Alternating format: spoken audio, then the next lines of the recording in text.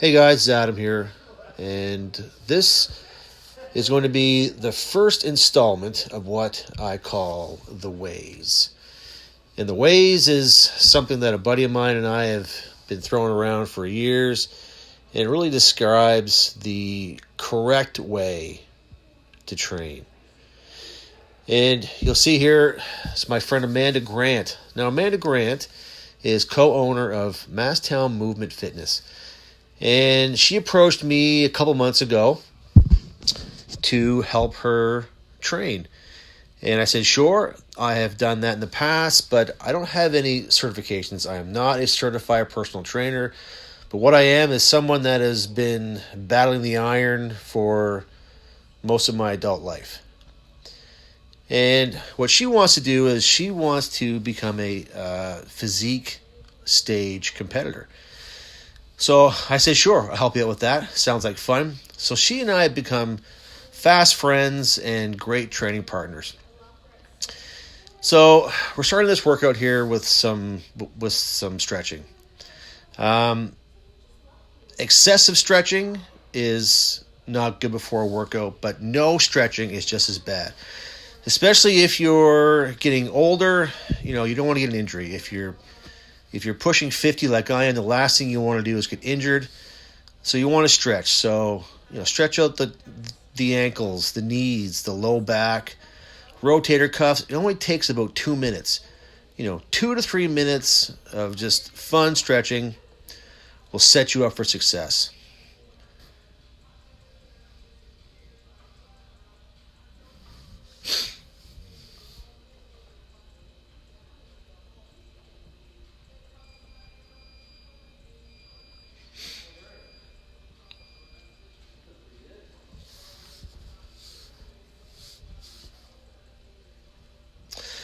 All right, so after 2 minutes of stretching, we're getting into calf raises.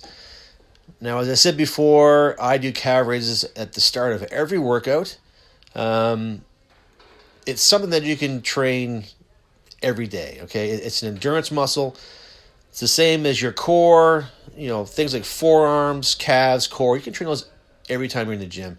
And train them first, because likely after you're done your workout, you're going to be too gassed and you're not going to do it. So do it first. And as far as physique competitors go, one thing that I noticed, and I was telling Amanda this, is that the limiting factors with a lot of these fitness competitors, or physique competitors, are lack of calves, lack of hamstrings, no rear delts. When they stand side on, their hamstring disappears. They've got a slope in their rear delt because they don't have any. They're very front delt dominant. So do all those, smaller endurance muscles first, the weak points. So today we're doing a lighter day. This is Amanda's first day back in a couple weeks. She was away from the gym for a while. So we're doing a 5x20. So just because it's lighter weight, after 20 reps, your calves are screaming. So we're just doing a little bit of a warm-up here.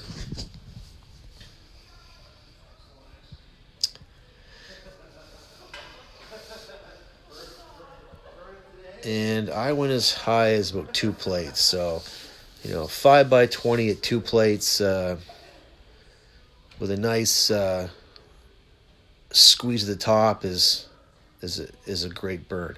And it's also a great way to warm up your ankles too, not just ankle rotations, but calf raises is a great way to warm up your ankles for squats. And during these sets, we rotate the foot position. So heels in, heels out, 9 degrees, and we'll do that rotation for the whole exercise. It's a great way to get all the heads of the calves. So we moved into stiff-legged deadlifts. Again, as I said, a lot of people do not have great hamstrings. The first thing they do is they hit straight for that squat rack, and they forget to do hamstrings first. So I'll do hamstrings a lot of times before I squat or do anything else, just to warm everything up. These are deficit stiff-legged devs. So you can't see from this video, but I'm standing on a 45-pound bumper plate. Now, when I do stiff-legged deadlifts, I like to round my upper back a little bit. So I really focus on taking the low back, completely out of the movement and focusing solely on the hamstrings. And, as an advanced lifter, you learn how to engage that mind and muscle connection, right? So I can tell just by certain movements, if I'm hitting the muscle right on. So this burns out my hamstrings really well. And, we're just going light today. As I said, it's Amanda's first day back in a couple weeks. So we're doing sets of 10. I think we did 3 or 4 sets of 10. And she'd been working out for a couple of years and not having a lot of success. She admittedly told me that she didn't like to do squats. So the first thing I said, well, you train with me, you're going to be squatting every day that we train. So she's come a long way in a short time, and she's doing excellent. But as a beginning lifter, there are some things, that she will improve on with time. We all start out the same way. We all improve with age.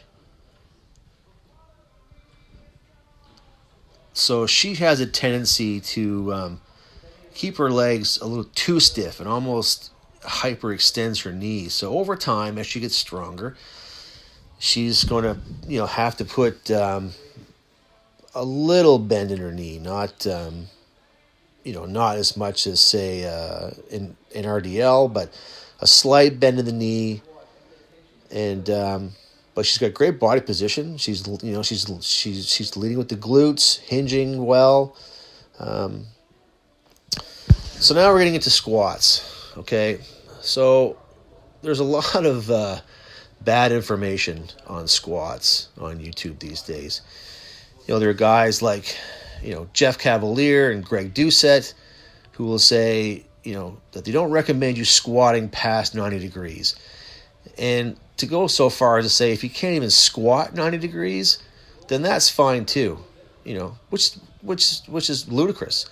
There's only one type of squat, and that's a deep squat, the full range squat. So I'm trying to teach her that here. And even as an advanced lifter, I have to correct my body position at times too. It's just the way it goes. My feet here are a little more narrow than I like at times, so I'll make a slight correction.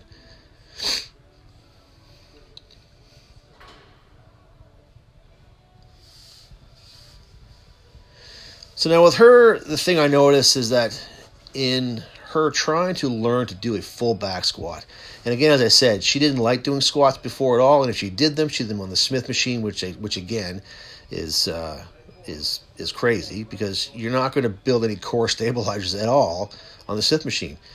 But you'll see here that as she squats down, her lower back rounds a little bit, and that's okay. Everybody talks about butt wink and don't do that. But you've got to start somewhere. So the main thing is that she is pushing below parallel. And that roundness will improve as she gets stronger. She'll be able to have a straighter back, and she'll find her position.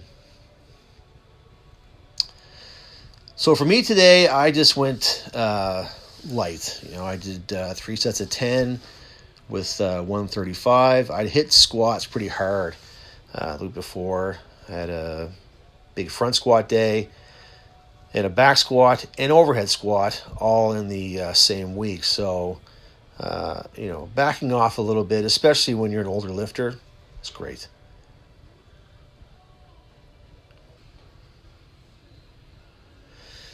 Yeah, so you can see here that at 49 years old, I have always squatted past parallel. Not to say that I don't have any aches and pains. Of course I do. I'm almost 50. Some mornings, are harder than others. But I do not want to move like I'm 50. I still want to move like I'm in my 20s. And my knees, I have no knee problems whatsoever. My lower back is great. In fact, I have no injuries at all. Elbows, shoulders, knees, nothing. So you can see here that she's doing a lot better. The first day that she squatted with me, she couldn't even reach parallel, and she was not squatting with the 45-pound bar. So in this video series that we're going to be doing together, you're going to see her journey with the iron and getting stronger, and of course my continuing journey with the iron. Now, one excellent exercise to help build that static strength for a deep squat, confidence to get past parallel and hold it, are pause squats. Now, for those guys who say do not go past parallel, but they still do a bit of a pause, it makes no sense to me. I mean, you have to be at the complete extension in a full squat. You have to come to a dead stop in a full squat position, and then blast up out of the hole. So it's a great way to build that explosive strength to get out of the hole. And what you want to watch out for is, you see the term knee valgus thrown around. Basically, that is just, you don't want the knees and the pelvis to cave inward. So here is 225. I just stuck with doubles yesterday. But I've had a pretty big pause squat, over 400 pounds, multiple times. The main thing is to sit for at least 3 seconds. If it's not 3 seconds, it's not a pause squat. I'll sit typically from 5 to 10 seconds and then blast up out of the hole from a dead stop with knees pushing outward, not inward. All right, so now into incline bench. Now you'll notice that I do not use a lot of machines. Starting out, you have to learn the basics. You need time under the bar, you need time under tension, and you're not going to get that, with machines. Again, you're not going to build any core strength doing all machines. We turn into a sit-down society where, the first thing that you see on programs are machine lifts. And no one does standing presses anymore, right? It's all seated press. So she's got great position on those inclines.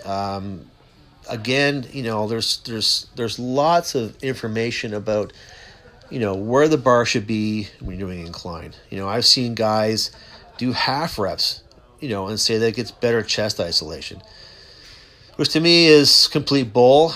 I come down and go right under my chin.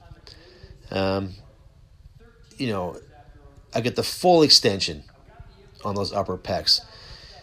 And I try and make sure that every rep looks the same, whether I'm doing 135 or 335. They have to look the same to me. So now, again, some people might think, oh, geez, she's only doing 55 pounds. But you have to understand is that she's only been training with me for 2 months. And in 2 months, she went from not being able to bench the bar at all to doing sets with excellent form and increasing her weight. So she is getting better with each workout. And she loves it, right? She says she's never been stronger than ever before. And that, that makes me feel good as a coach. And it fires me up to see her doing so well. All right, so this here is 255 for 5. Again, I said COVID. I didn't get a chance to train much, but this went great. And you'll see the same control. 255 is no different than 135. Slow down and up on the fast.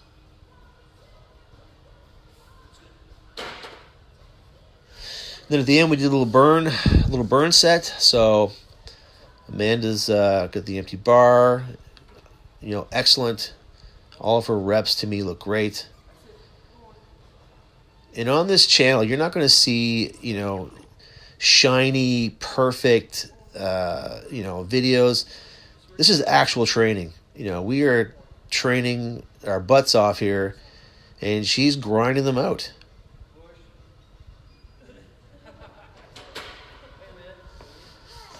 And we have a lot of fun. We laugh, and it's great. She's a great partner.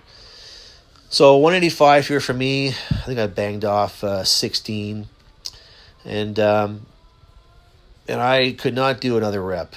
16 was I was burnt. My chest was screaming. So make sure you get that full range. Okay, the full range of motion in any lift is going to help you in the long run. It's all about longevity. Longevity in lifting. You want to be doing the same stuff you were doing when you're 20, when you're 70.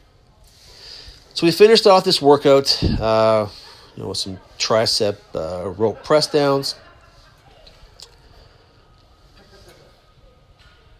And these here are, a strict isolation exercise. Elbows close to the body, really forcing that rope out to the side and squeezing the tricep. Excellent burn. And we did, I think, 4 or 5 sets of this.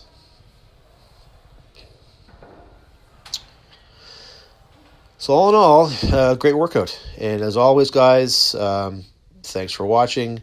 And please like and subscribe.